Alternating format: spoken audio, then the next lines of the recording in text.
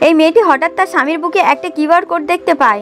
সাথে সাথেই সে মোবাইল দিয়ে সেটি স্ক্যান করে। মেয়েটি বুঝতে পারে এটা কোনো এয়ারলাইনের কাস্টমাইজ প্যাকেজ, কিন্তু সেটা দেখার জন্য পাসওয়ার্ড দিতে হবে। এরপর থেকেই সে লক্ষ্য করে তার স্বামী দিন দিন পাল্টে যাচ্ছে।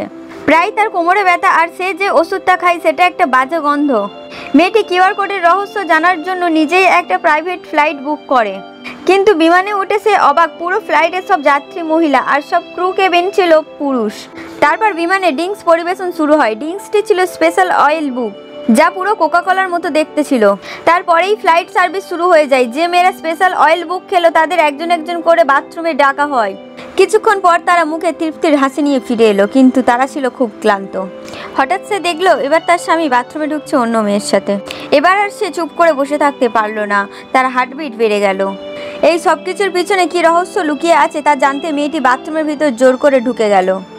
এরপর কি হয় সেটা দেখার জন্য চ্যানেলটি সাবস্ক্রাইব করে আমাদের সঙ্গে থাকুন।